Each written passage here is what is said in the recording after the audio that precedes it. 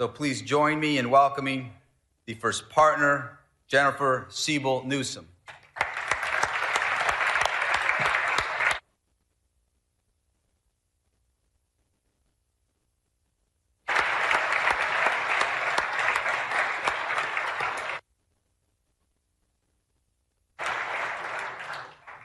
Please join me in welcoming the constitutional officers of California, Lieutenant Governor Eleni Kounalakis,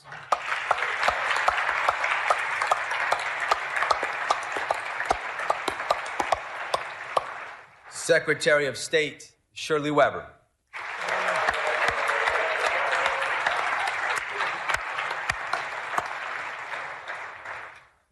Treasurer Fiona Ma,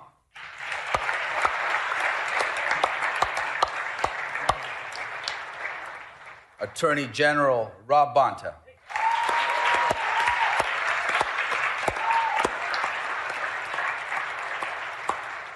Superintendent of Public Instruction Tony Thurman,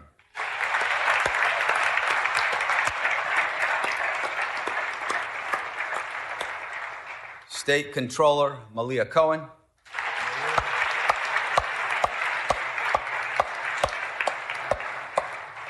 with us today from the Board of Equalization from District 2, Sally Lieber.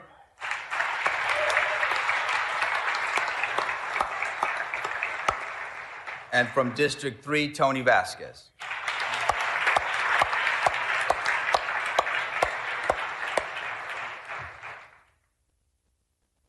Please join me in welcoming the justices of the California Supreme Court, the Chief Justice Patricia Guerrero,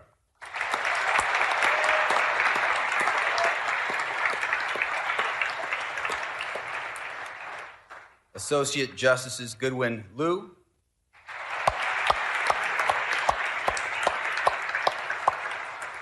Leandra Kruger,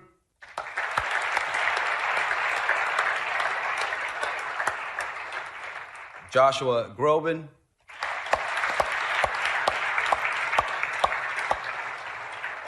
and Callie Evans.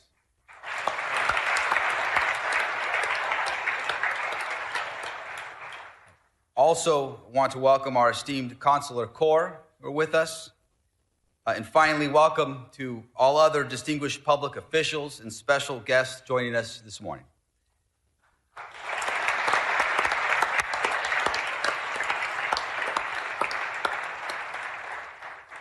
And before we start this morning's proceedings, I want to begin by calling for a moment of silence. A moment of silence to honor Renee Nicole Good, a U.S. citizen murdered by ICE yesterday in Minneapolis, and for the countless immigrants who have been detained, who have been denied due process, and are being held without charge in deplorable conditions across our country. America is a nation of immigrants, and we are nothing without the rule of law. Please join me in honoring Ms. Renee Nicole Good and so many others suffering in these unprecedented times.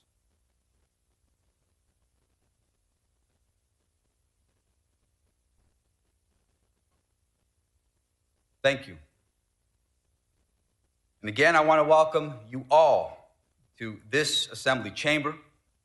I want to welcome the people of California who are listening and watching today. It is an honor to welcome our Governor, Gavin Newsom, for his final State of the State address.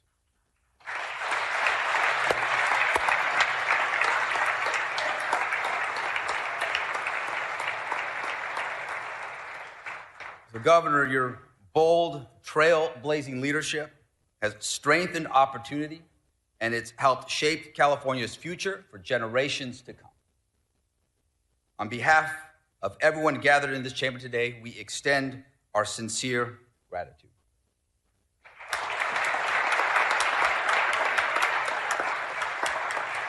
And now it is my pleasure to introduce my colleague, our friend, the President Pro Tem of the California State Senate, the Honorable Monique Limon.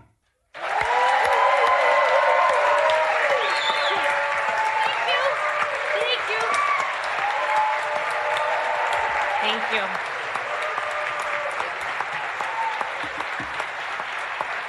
Thank you. Thank you.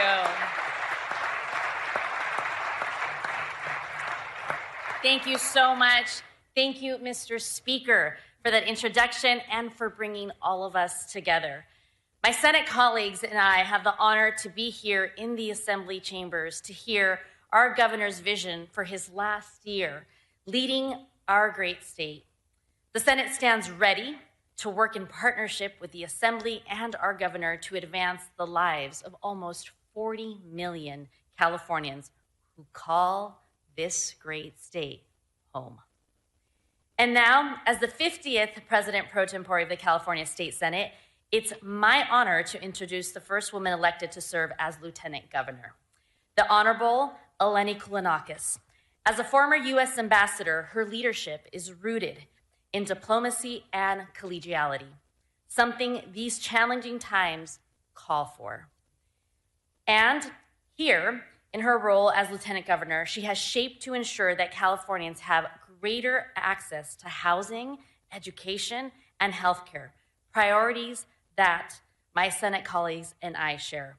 Please help me in welcoming the 50th Lieutenant Governor for the state of California, Eleni Koulounakis.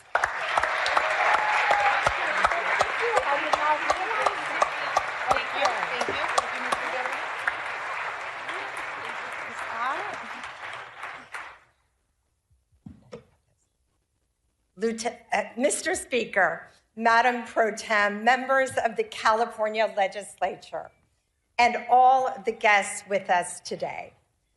7 years ago, I stood in this chamber to introduce Governor Gavin Newsom for his first State of the State address.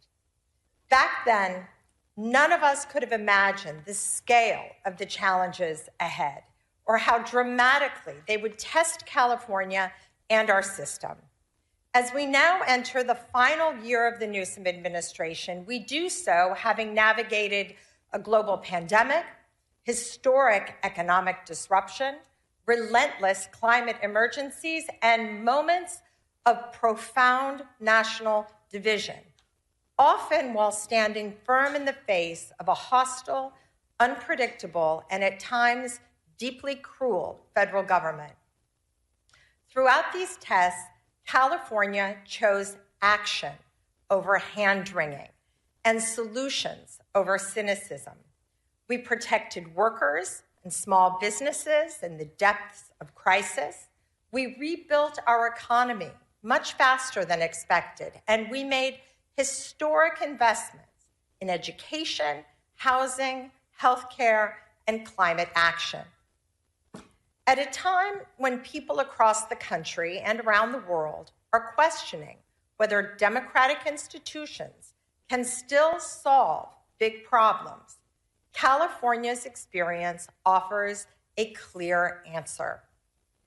This morning's State of the State is not just a preview of the year ahead.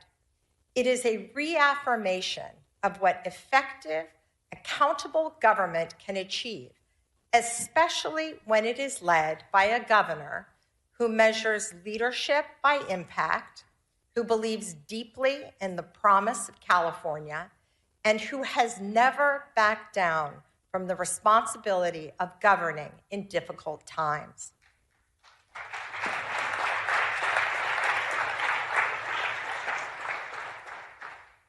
Governor, I'd like to also take this opportunity to thank you for the partnership you created between us and our offices. It is a rare accomplishment. And I am especially grateful for the trust you placed in me to serve as your representative for international affairs and trade. As a former United States ambassador, and as the members of the Consular Corps here can attest, California's role on the global stage has never mattered more. The world is quite literally watching. ladies and gentlemen, the 40th governor of the state of California, Gavin Newsom. What number am I? 40? I don't know. I don't remember. I don't even remember. 40? I don't even know. All right, Council. Thank you. Thank you, everybody. Thank you. Thank you, everybody. Thank you, Madam Lieutenant Governor. The Speaker, I'll pick up on your remarks to the person who should be given the State of the State based on your reaction, our new Senate Pro Tem. My gosh. What is that? Clearly still in your honeymoon phase. You're going to enjoy it. I'm just saying. By the way, I was looking for some response from some of the folks over here on the right. When the Speaker said this is his last State of the State, I was assuming DeMaio would look up and maybe applaud or something. So hopefully a few of them are shaking their head. They're looking forward to this. The sad thing for you, you're going to have to endure about 45 to 50 minutes of this. And I say endure because we're all in this together, including myself. The reason I've been back here in a few years is, as you know, I have no problem speaking, and perhaps, sometimes a little more long-windedly than people like. But when it comes to the written text, that has never served me well. I did a little children's book a few years back that sort of exposed the truth, the ugly truth about my challenges with reading. I'm not shy or, embarrassed about my 960 SAT score, but I am a little bit about my inability to read the written text. And so it's always been something that I have to work through and I'm confronting. And so I say that with grace. I say that with the humility that's at hand today. And I also say that in the spirit, as I said, of what the Speaker was saying. For some of you, it may have been a little jarring, what he said. For others, it was more than appropriate.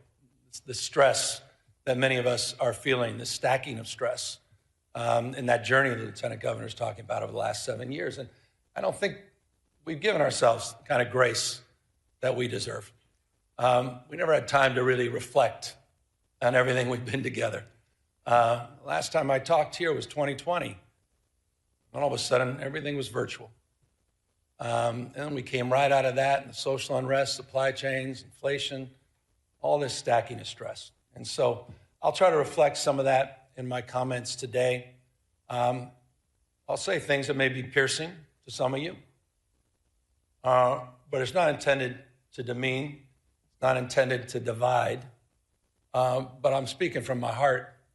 I'm saying what I think, again, with the grace and humility to know that I am constantly a work in progress. I'm learning on this job, 7+ years in, learning every single day, and proud in closing as I jump into the speech of all of you and all that I've learned from each and every one of you, each and every one of you, regardless of your politics, regardless of your faith, regardless of where you live and who you voted for. I just want to express gratitude to every single person in this chamber, every single person that shaped who we are today and what this state represents, not just today, but tomorrow. But first, I appreciate it.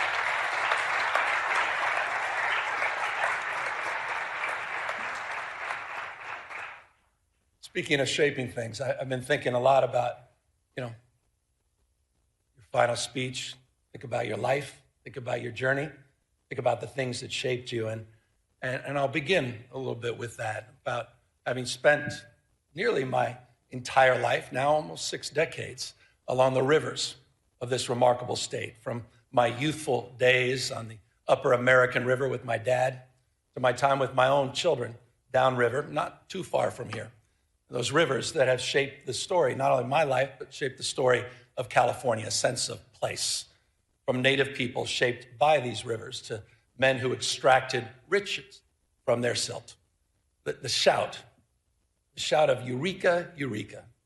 When the madness began, fortunes were made, fortunes were lost, time over and over.